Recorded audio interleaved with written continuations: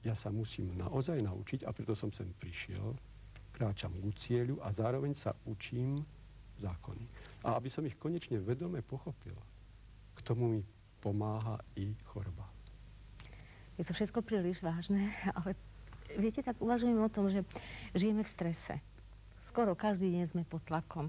Máme negatívne vlastnosti, žiadlime, sme egoisti, máme v sebe kopec strachu, ktorý potláčame a niekedy sa to už nedá vydržať a potom sa vybuchuje. A mnoho iných takých egoistických chúťok rôznych, ktorými vlastne celý náš život je popredkávaný. Je to v nás. Chcem tým povedať, že nebudeme lepší nejakí, alebo nejaké anieli. Proste sme ľudia. Tak máme vôbec šance, aby sa to zmenilo? Ja si myslím, že máme.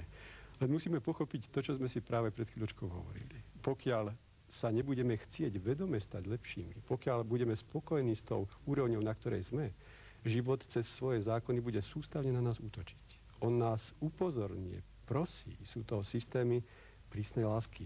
Ty sa musíš zmeniť. Ty musíš ísť ďalej a dopredu. Lebo kto ostane stáť, ten vlastne padá. Našou úlohou je dostať sa do toho cieľa. Prekráčať celú tú cestu. Spomínali ste stres. To je také slovo veľmi často používané.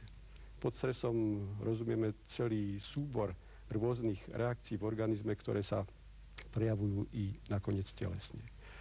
Ale tu si treba uvedomiť, že stres nie je daný situáciou. Ale stres je daný spracovaním situácie. Povedzme, v túto chvíľu sa tu niečo stane. Vy dvaja to zvládnete, ja to nezvládnem. Podnet bol rovnaký, ale ja ostanem v strese a vy ste mimo neho. Teda nie podnet, ale schopnosť spracovať podnet správnym spôsobom rozhoduje. Hovorí sa, že čo ja viem, srdcový infarkt je choroba manažérov. Ja by som to poopravil. Predstavme si dvoch manažérov. Jeden má za týždeň, povedzme, 20 problémových situácií a všetky zvládne. Ten druhý má len 5 a 3 z nich nezvládne. Infarkt dostane ten druhý, ten, ktorých mal menej, ale nezvládol ich. My sa musíme naučiť životom kráčať. Stres má svoje pozitívne úlohy, ako si precvičí organizmus, ale pokiaľ stres nezvládneme, tak sa to musí telesne prejaviť a prejaví sa to vždy v nejakých konkrétnych orgánoch. Je rozdiel, či na vás vylejem, povedzme, vaňu ľadovej vody, zľaknete sa. A zistíte, že sa vlastne nič nestalo, preoblečiete sa, utriete a je to všetko. Ale ak tú istú vaňu ľadovej vody vám budem kvapkať po kvapkách na hlavu 2-3 mesiace, každú chvíľu, každú sekundu, to bude rovnaké množstvo vody, ale vyvolá ťažké psychické i telesné zmeny. Teda rizikový je hlavne ten dlhodobo prebiehajúci stres, čo vlastne znamená v praxi života nevyriešenú konkrétnu životnú situáciu. A keby sme to dokázali tak nejako rozluštiť vo svojom živote, že keby človek prišiel na príčinu, tú príčinu tej choroby, ktorá ho trápi, tak by sme naozaj dokázali veľmi veľa. Vlastne o to sa usilujeme, aby sme sa na tieto myšlienky nejako pripravili alebo navnadili. Ja viem, pán Báliš, že vy máte jednu teóriu, ktorá hovorí o tom, že dokonca spoločnosť je nejakým spôsobom spolu zodpovedná za to, že jedinec, človek, ktorý v tej spoločnosti žije, že je chorý. Tak, nie že teória, ale to je taká myšlienka, ktorá vlastne tu kedysi bola dávno a ako si dnes v takej tej individualizovanej spoločnosti sa na ňu pozabudlo. Vie sa o tom, že napríklad tie tzv. Primitívne kultúry, vlastne tie v pralese a tak ďalej, že keď ochorel ten jeden člen toho spoločenstva kmeňového a tam mali tých medicínmanov a šamanov, tak oni ho neliečili izolovane, ale ten šaman liečil celú dedinu. On vyslovene hľadal, že čo majú zlé vzťahy, chápali chorobu ako sociálny fenomén. Vedeli, že to nie on je len na vine, ale niečo muselo byť medzi nimi všetkými, čo spôsobilo, že ten jeden je chorý. Dnes sa to tak nechápe. My si myslíme, že to je záležitosť toho jednotlivca, ale objavuje sa táto myšlienka opäť napríklad u Leva Nikolajeviča Tolstého veľmi pekným spôsobom, kde on hovorí, že my si myslíme, že toho chorého jednotlivca, že môžeme zavrieť mimo spoločnosti do tej nemocnice alebo sanatória alebo ústavu a tam ho liečiť alebo teda ho nejak dať nabok.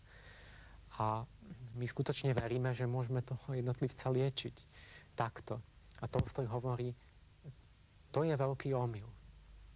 Hovorí, že ten chorý člen spoločnosti je príznakom toho, že celý spôsob života spoločnosti je zvrátený a že treba liečiť celú spoločnosť. Že ale my si myslíme, že totiž že to je záležitosť toho jednotlivca, tá choroba. Ostatní sa domnievajú, že sú zdraví a že sa nepotrebujú liečiť. Čiže tá Tolstojová myšlienka je vlastne to, že keď ochorie ľavá ruka vredom, tak len nevedomý človek by sa domnieval, že chorá je iba ľavá ruka. Chorý je celý organizmus a vlastne ten vred na nejakom mieste, v ňom sa koncentruje jed z celého organizmu, kde sa dostáva von vlastne a tým čistí celý organizmus. A práve tak hovorí Tolstoj vlastne, že celá spoločnosť je chorá, ale v nejakom tom najslabšom článku, možno najzraniteľnejšom, v tom jednotlivcovi to niekde zlyhá, ale že vlastne on je chorý za všetkých. On spolu trpí za všetkých. A ten očistný proces, ktorý je v tom jednotlivcovi, že musí prejsť tým utrpením a tou chorobou, je tiež vlastne akoby spolu očistný proces celej spoločnosti.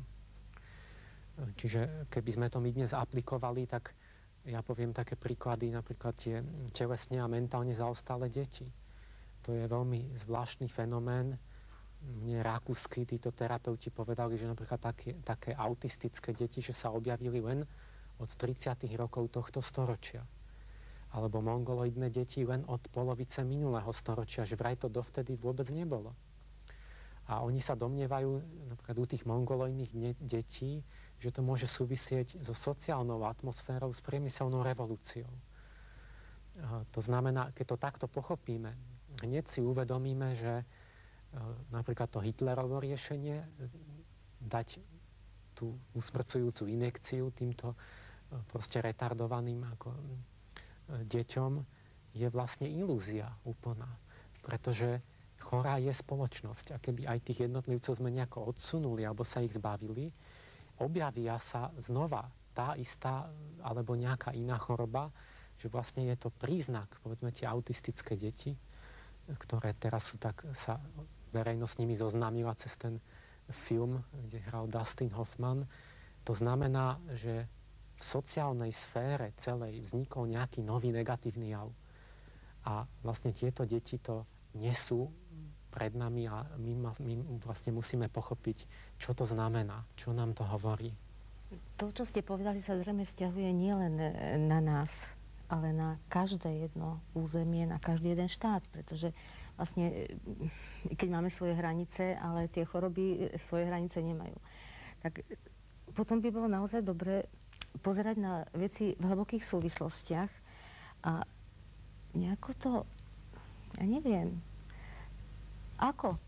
Dá sa nájsť nejaké riešenie, aby sme z tohto celého vyvodili niečo, čo by sme si mohli odniesť ako nejaké poznanie, ako nejakú skúsenosť? Pán Rusnák, myslíte, že by sa to dá nejako sformulovať do slov, ktoré by sme mohli považovať aj za záverečné? Ja si myslím, že dnešný večer by nás všetkých mal viesť k zamysleniu, ako ďalej. Ako nasmerovať svoju vôľu, svoje chcenie. A je tu len jeden jediný recept. To, čo sme spomínali už niekoľkokrát. Cestu lásky. Keď vás môžem prerušiť, keď hovoríme o láske, nemyslíme tým len lásku medzi mužom a ženou, ale tu povedzte všeobecnú ku všetkým ľuďom. Vesmírnu, k prírode, k zvieratám, rastlinám, medzi ľuďmi navzájom, ale i vo vzťahu medzi mužom a ženou. Naučme sa v čistote svojho chcenia tvoriť čisté myšlienky. To znamená také, ktoré neubližujú okoliu. Naučme sa rozprávať čisté slova. Robme len činy lásky A myslím si, že to je spôsob, akým sa ľudstvo môže pohnúť ďalej. Ale nedá sa to čakať, že to urobí ten druhý. Musím vždy začať ja. Keď to pochopím a chcem, pomáham tým nielen sebe, ale v súčinnosti so všetkými, celému ľudstvu. Nazdávam sa, že k týmto slovám už nie je čo dodať. Považujem ich za bodku nášho dnešného rozprávania. A ďakujem vám, vážení diváci, že ste tento nápoj spolu s nami vypili a vám, vážení hostia, za to, že ste tento nápoj namixovali. Dovidenia. Dovidenia. Dovidenia.